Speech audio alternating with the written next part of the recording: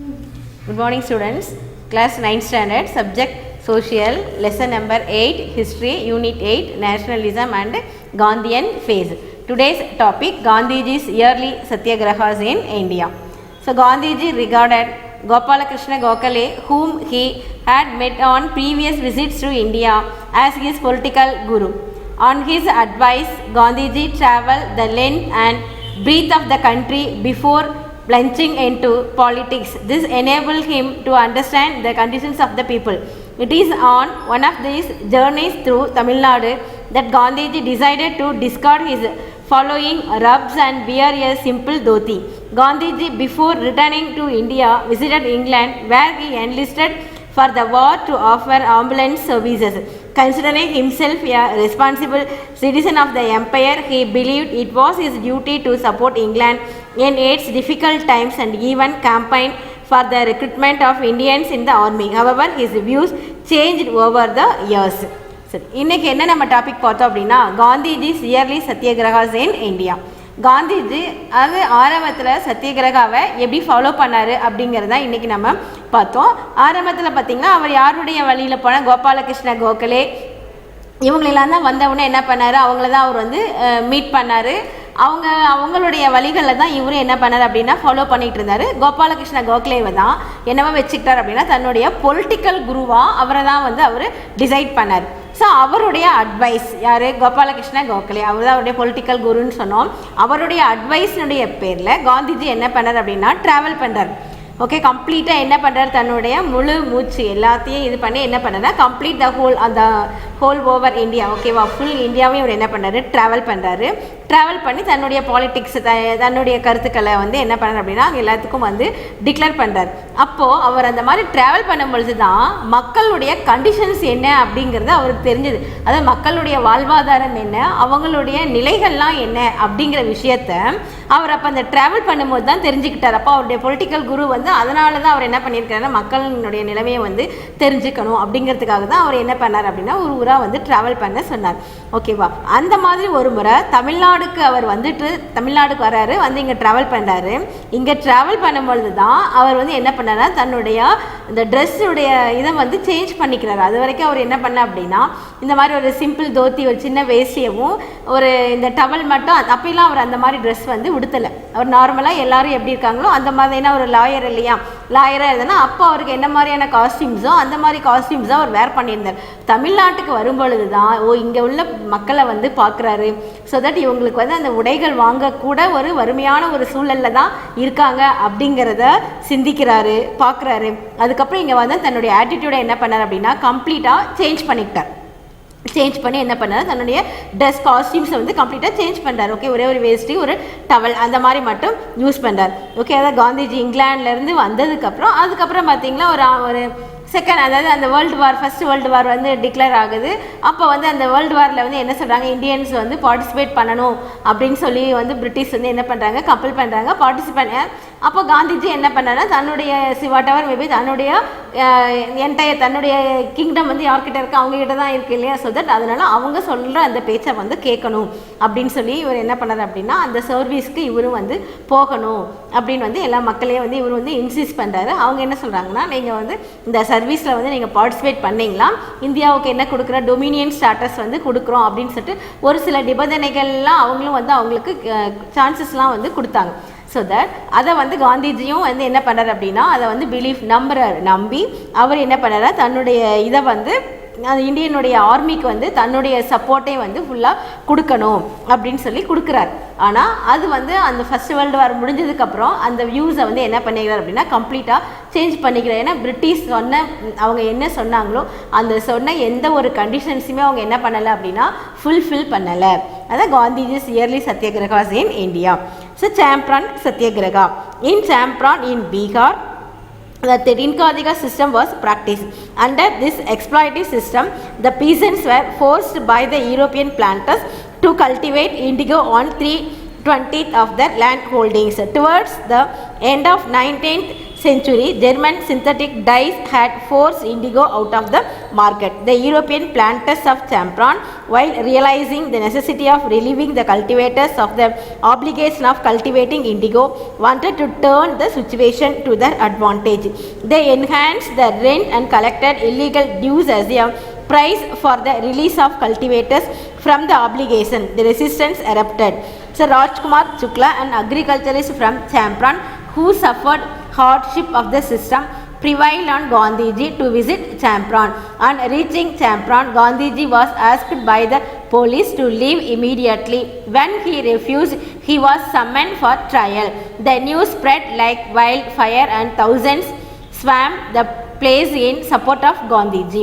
Gandhiji pleaded guilty of disobeying the order and the case had to be finally withdrawn. According to Gandhiji, the country thus had its first object lessons in civil disobedience. He was assisted by Pragat Kishore Prasad, a lawyer by provisions, and Rajendra Prasad, who became the first president of independent India.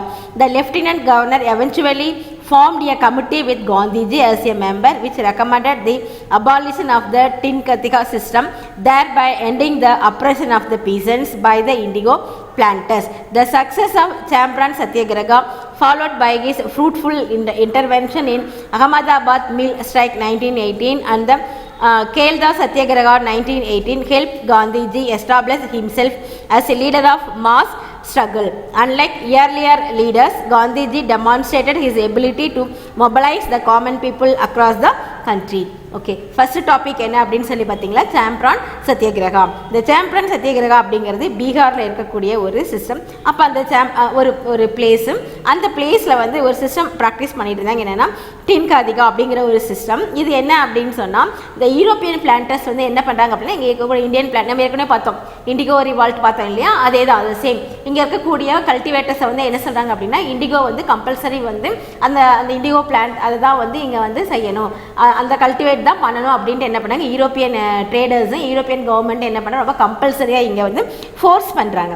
Okay, so அந்த டைமில் இவங்க force பண்ணி இவங்க அந்த land என்ன பண்ணுறாங்கன்னா, அந்த கம்ப்ளீட்டாக அந்த லேண்ட் ஃபுல்லாக வந்து அந்த இண்டிகோ வந்து என்ன பண்ணிடுறாங்க, இவங்க வந்து பிளான்ட் வந்து கல்டிவேட் பண்ணுறாங்க. பட் ஆனால் பிரிட்டிஷ் என்ன பண்ணுறாங்க அப்படின்னா, அப்போ வந்து சொன்ன விலைக்கு அவங்க வாங்குறதில்ல.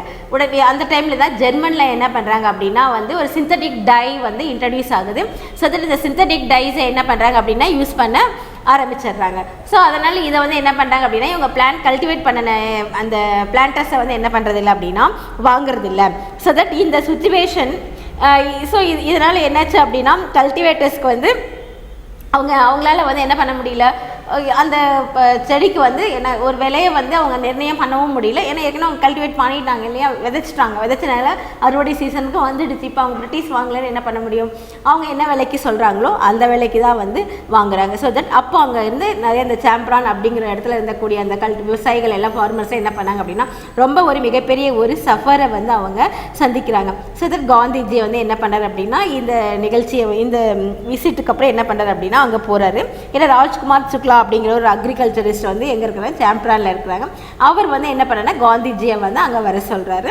அவர் காந்திஜி அங்கே வராரு. வந்து அங்கே வந்து என்ன சொல்கிறாங்க அப்படின்னா, அந்த ஏன்னா அந்த நிறைய ஃபார்மர்ஸ்லாம் என்ன பண்ணுறாங்க அப்படின்னு இதை வந்து அப்போஸ் பண்ணுறாங்க. அப்போஸ் பண்ணி ஸ்ட்ரைக்லாம் பண்ணிட்டு இருக்காங்க.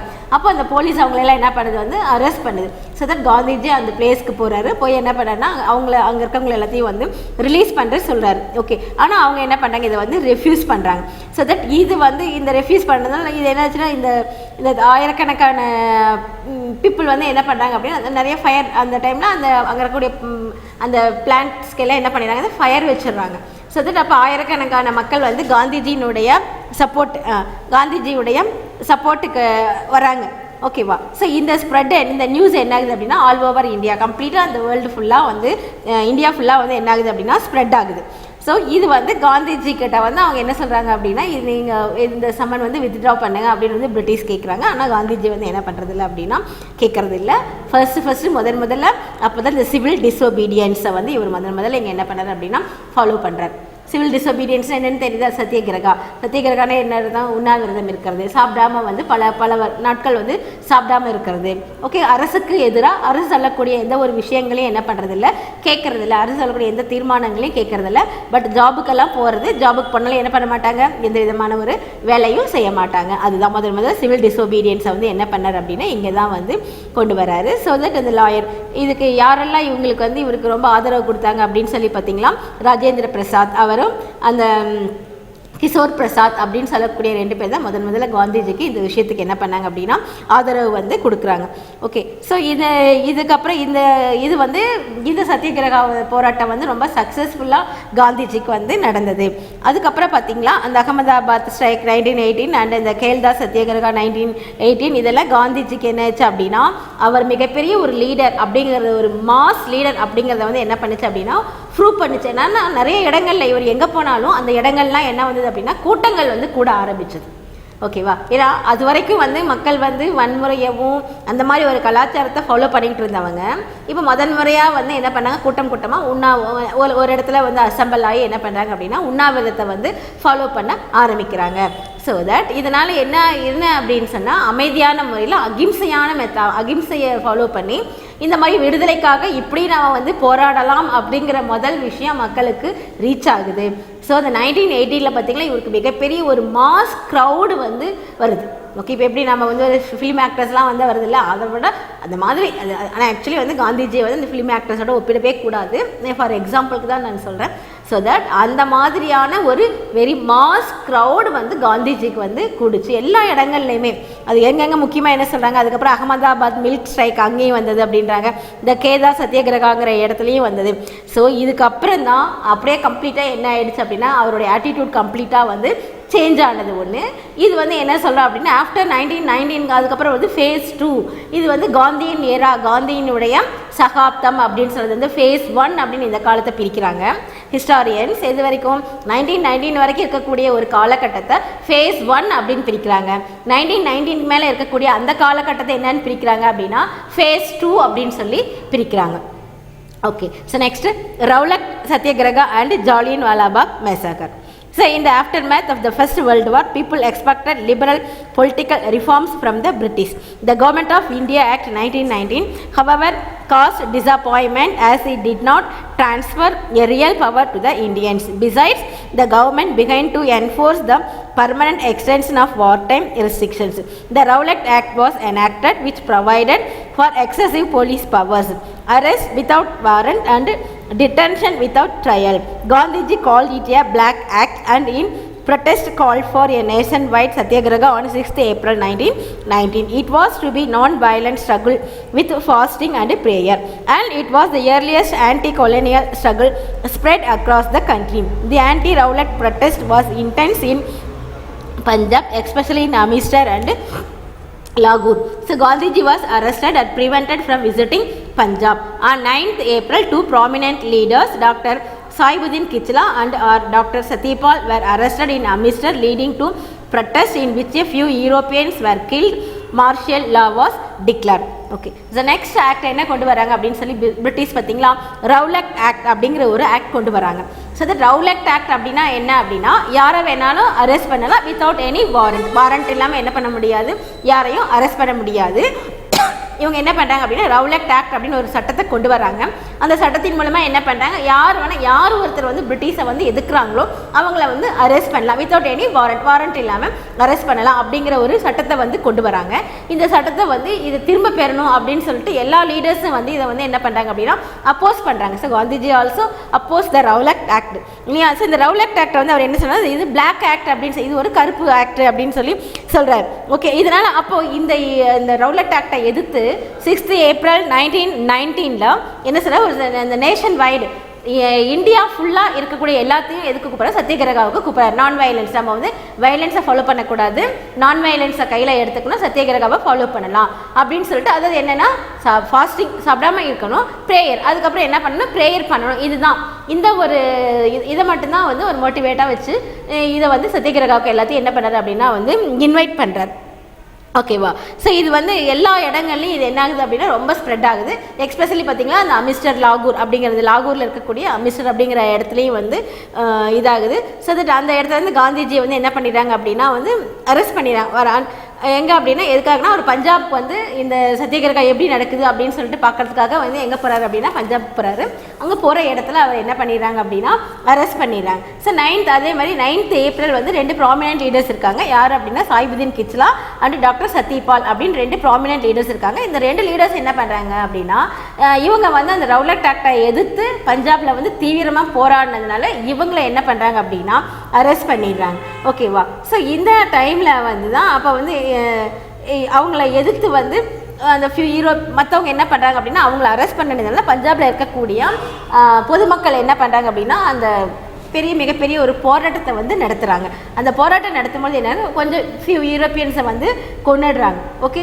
ஸோ அப்போ இந்த டைமில் தான் என்ன பண்ணுறாங்க அப்படின்னா இந்த மார்ஷியல் லா வந்து டிக்ளேர் பண்ணிடுறாங்க. அப்போ ஜென்ரல் டயர் அப்படின்னு சொல்லிட்டு ஒரு அவர் தான் வந்து என்னவா இருக்காங்க அப்படின்னா இந்தியாவுக்கு வந்து அந்த பஞ்சாப் அந்த பிரசிடென்சியை வந்து பார்த்துக்கக்கூடிய ஒரு ஜென்ரல் லெஃப்டினெண்ட்டாக அவர் தான் வந்து இருக்கிறாரு. ஸோ அவருடைய ப்ரூட்டாலிட்டி எப்படி இருக்குன்னு சொல்லிட்டு நெக்ஸ்ட் பேராகிராஃபில் இப்போ நம்ம பார்க்க போகிறோம்.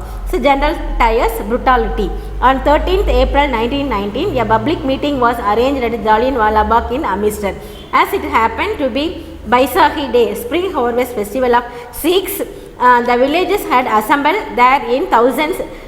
General Regional Tyer, on hearing of the assemblage, surrounded the people with his troops and an unarmed vehicle. The only entrance to the park that was surrounded on all sides by high walls was blocked, and firing took place without any warning. The firing lasted for 10 minutes till the troops ran out of ammunition. According to official estimates, 379 were killed and more than thousands injured. Unofficial estimates put the total at more than 1,000. After the incident, martial law was declared and many people in the Punjab, especially Amritsar, were flogged and forced to crawl on the streets. The brutality enraged Indians. Rabindranath Tagore returned his knighthood. Gandhiji surrendered his Kaiser-i-Hind medal. Okay.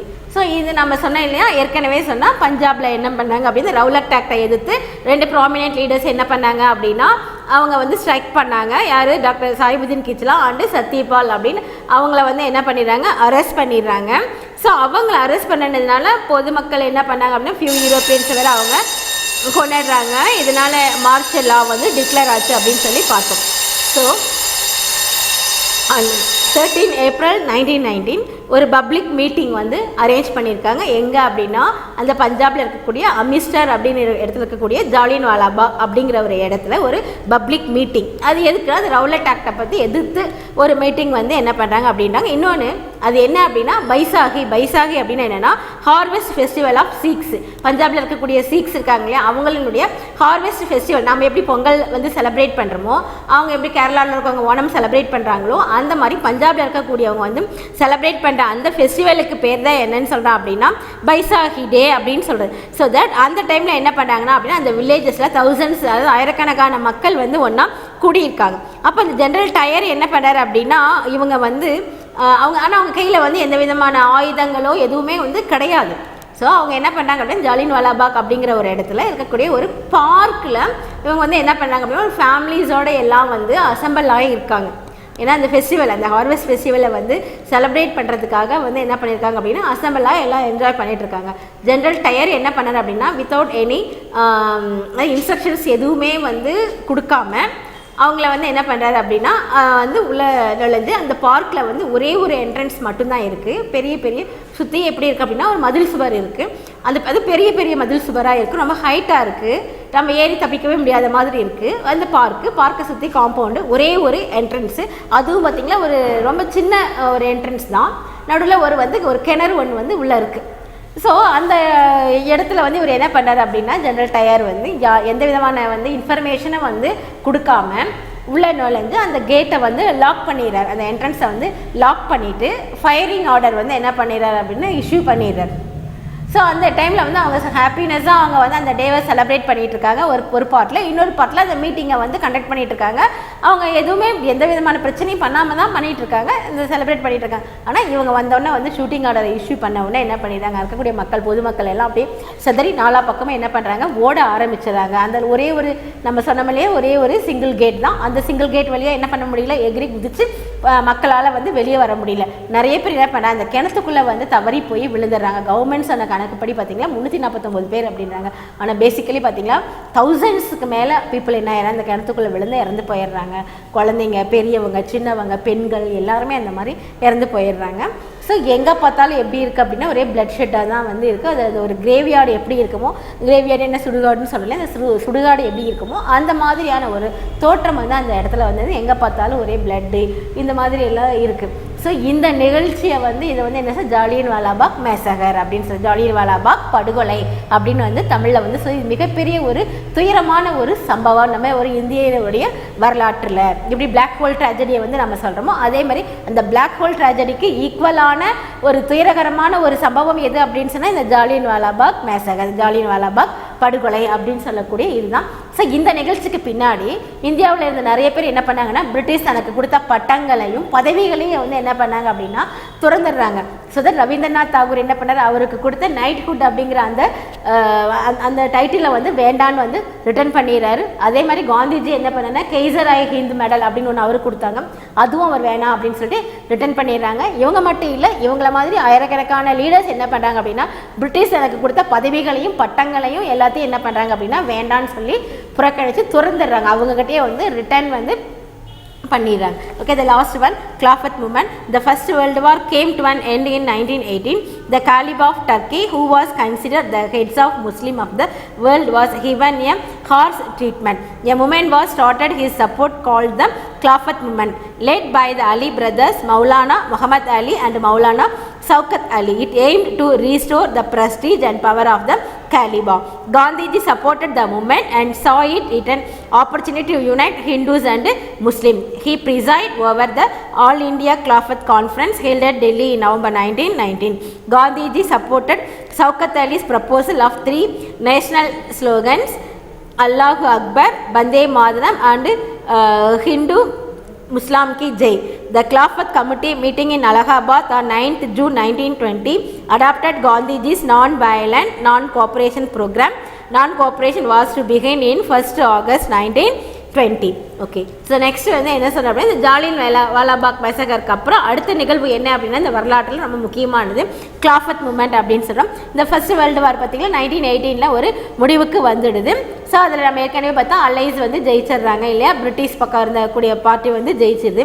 அப்போ அந்த காலிப் of டர்க்கியினுடைய தலைவர் வந்து யார், அவர் வந்து என்ன சொல்லுவாங்க அப்படின்னா காலிபா அப்படின்னு வந்து சொல்லுவாங்க. அவர் வந்து தான் யாருன்னா இந்த முஸ்லீம்ஸுக்கு வந்து ஹெட் வந்து அவர் தான். Okay, head of the Muslims. அவருக்கு நேம் என்ன சொல்கிறோம் அப்படின்னா காலிபா அப்படின்னு சொல்லுவோம். அந்த ஹெட் ஆஃப் த முஸ்லீம்ஸ் எங்கே இருப்பாங்க அப்படின்னா டர்க்கியில் தான் வந்து இருப்பாங்க. ஓகேவா, அவர் வந்து ஒரு ஹார்ஸ் ட்ரீட்மெண்ட் கொடுக்குறாரு. என்ன அப்படின்னா ஒரு முதல்ல வந்து ஒரு கிலாஃபத் மூமெண்ட் அப்படின்னு சொல்லிட்டு ஒரு சப்போர்ட்டிங் ஆர்கனைசேஷனை வந்து ஸ்டார்ட் பண்ணுறாரு. ஓகே, இதுக்கு வந்து 2 பேர்த்த வந்து என்ன பண்ணுறாரு, ஹெட்டாக போடுறாரு. அந்த அலி பிரதர்ஸ் அவங்க யாருன்னா மௌலானா முகமது அலி அண்ட் மௌலானா ஷவுகத் அலி அப்படின்னு சொல்லக்கூடிய 2 பேர்த்த வந்து என்ன பண்ணுறாரு, வந்து இவர் வந்து லீடர்ஸாக வந்து போடுறாரு.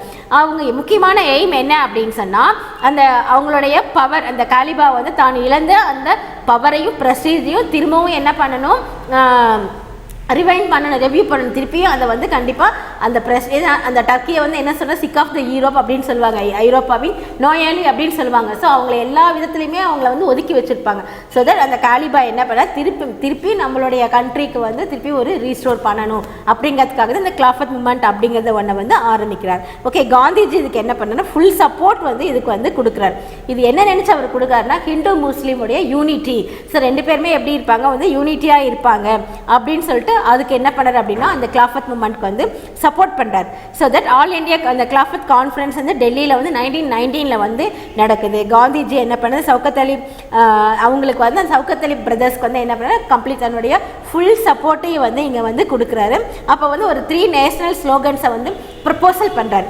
ஓகேவா. ஸோ தட் அந்த கான்ஃபரன்ஸில் இந்த ஸ்லோகன்ஸை வந்து அவங்க வந்து சொல்கிறாங்க. என்ன ஸ்லோகம் அப்படின்னா அல்லாஹ் அக்பர், வந்தே மாதரம் அண்டு ஹிந்து முஸ்லாம் கி ஜெய் அப்படின்னு சொல்லக்கூடிய இந்த 3 ஸ்லோகன். இந்த 3 ஸ்லோகனை காந்திஜி ப்ரப்போசல் பண்ணுறாரு. அந்த ஸ்லோகனை வந்து கிலாஃபத் முகமது அலி பிரதர்ஸ் என்ன பண்ணுறாங்க அப்படின்னா அந்த கான்ஃபரன்ஸில் வந்து அதை வந்து டிக்ளேர் பண்ணுறாங்க. ஸோ இந்த கிலாஃபத் கமிட்டி வந்து அலகாபாத் ஜூன் 1920 வந்து காந்திஜியுடைய இந்த நான் வயலன்ஸை வந்து அவங்களும் என்ன பண்ணிக்கிறாங்க அப்படின்னா இந்த நான் வயலன்ஸு நான் கோஆப்ரேஷன் ப்ரோக்ராமையும் அவங்களும் வந்து இந்த ப்ரோக்ராமை வந்து அடாப்ட் பண்ணிக்கிறாங்க. ஸோ நான் கோஆப்ரேஷன் வந்து எப்போ வந்து ஸ்டார்ட் ஆகுது அப்படின்னா 1 ஆகஸ்ட் 1920. ஸோ இந்த டைமில் ஸ்டார்ட் ஆகுது. ஸோ தட் இன்னைக்கு கிளாஸ் நம்ம என்னெல்லாம் பார்த்தோம், காந்திஜிஸ் இயர்லி சத்யாகிரகாஸ் இன் இந்தியா பார்த்துருக்கோம், சாம்பிரான் சத்யாகிரகா இன் இந்தியா பார்த்தோம், Rowlatt act satyagraha and Jallianwala வாலாபாக் மேசகர் பார்த்துருக்கோம், ஜெனரல் டயர்ஸுடைய புருட்டாலிட்டி பார்த்துருக்கோம். நெக்ஸ்ட் டாபிக் பார்த்தீங்கன்னா கிலாஃபத் மூமெண்ட். இது ஃபுல்லாக நம்ம பார்த்துருக்கோம். So thank you students.